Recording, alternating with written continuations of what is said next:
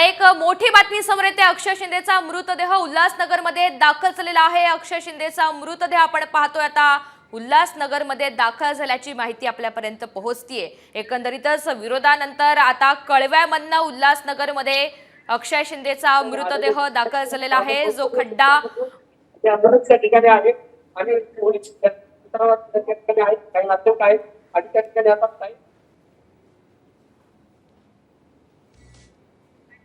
तर अक्षय शिंदेचा मृतदेह उल्हासनगरमध्ये दाखल झालेला आहे आणि उल्हासनगरमध्येच आता अगदी थोड्याच वेळात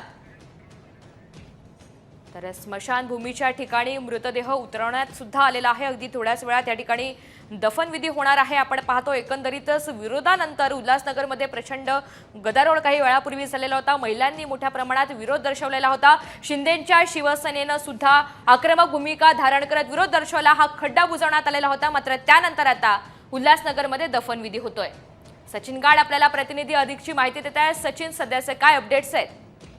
नक्कीच आपण बघतोय की अक्षय शिंदेचा मृतदेह हा शांतीनगर उल्हासनगरच्या स्मशानभूमीत दाखल झालेला आहे। मोठ्या फौजफाटाचा मृतदेह तिथे दाखल करण्यात आलेला आहे आणि आता काही वेळातच पोलीस हा मृतदेह अक्षय शिंदेच्या पालकांकडे सुपूर्द करतील आणि त्यानंतर दफनविधीचा जो दफनविधी केला जाईल। आपण बघितलं की सुरुवातीला जेव्हा शासनाने उल्हासनगरची जागा अक्षय शिंदेच्या कुटुंबियांना दिली होती त्यानंतर मोठा गदारोळ झाला होता। स्थानिक लोकांनी आंदोलन केलं होतं। मात्र त्यानंतर पोलिसांनी त्या सगळ्या आंदोलकांना तिकडनं बाहेर काढलं। संपूर्ण जी जागा होती ती आपल्या ताब्यात घेतली आणि त्यानंतर आता इथे दफनविधी जो आहे अक्षय शिंदेचा तो इथे पार पडणार आहे। गेले 4 दिवस अक्षय शिंदेचा मृतदेह हा कळव्याच्या शिवाजी हॉस्पिटलमध्ये ठेवण्यात आला होता। आता काही वेळापूर्वी हा मृतदेह बाहेर काढण्यात आला आणि त्यानंतर उल्हासनगरच्या शांतीनगर येथील स्मशानभूमी आपण बघतोय की अक्षय शिंदेचा मृतदेह दाखल झालेला आहे आणि त्या काही वेळातच दफनविधी आहे तिथे तो पार पडेल। सचिन, खरं तर काही वेळापूर्वी मोठ्या संख्येनं तिथले स्थानिक आणि शिंदेच्या शिवसेनेचे कार्यकर्ते जमलेले होते। त्यांना ताब्यात सुद्धा घेण्यात आलेला आहे। मात्र अशा प्रकारचा प्रकार पुन्हा एकदा घडू नये यासाठी आता काय खबरदारी घेतली जाते?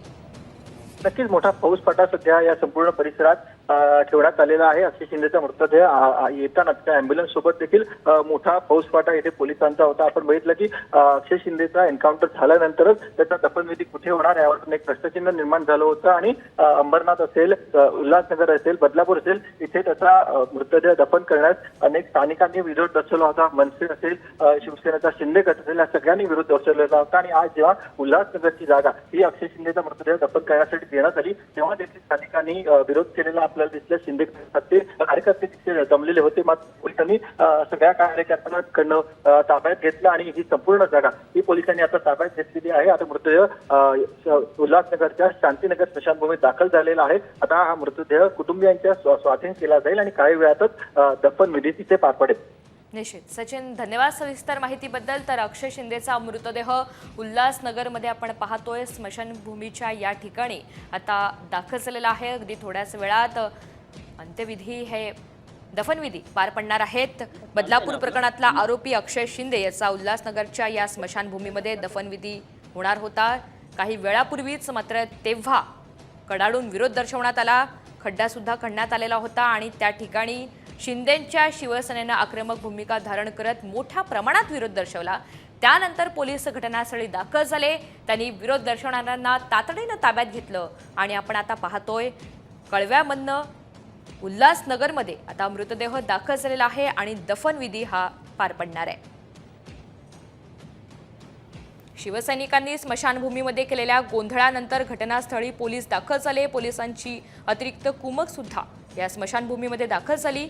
पोलिसांकडून कार्यकर्त्यांची धरपकड सुद्धा करण्यात आली। त्या सर्वांना ताब्यात घेण्यात आलेला आहे। अक्षय शिंदे बदलापूरमध्ये राहत होता तर त्याचं दफन तिकडेच करा अशी भूमिका सुद्धा तिथल्या शिवसैनिकांनी घेतलेली होती। मात्र गेल्या काही दिवसांपासून खरं तर आठवड्याभरापासूनच बदलापूर, त्यानंतर अंबरनाथ आणि आता उल्हासनगरमधनं हा कडाडून विरोध दफनविधीच्या विरोधात हा पाहायला मिळाला। दरम्यान उल्हासनगरच्या स्मशानभूमीमध्येच आता हा बुजवलेला खड्डा पुन्हा खोदण्यात आलेला आहे आणि याच ठिकाणी आता उल्हासनगरमध्ये दफनविधी पार पडणार आहे। महाराष्ट्रातील सर्व बातम्यांचे विश्वासार्ह व्यासपीठ, सकाळच्या सर्व सोशल मीडिया प्लॅटफॉर्मला लाईक, फॉलो आणि सबस्क्राईब करा। तसंच सर्व नोटिफिकेशनसाठी बेल आयकॉन प्रेस करायला विसरू नका.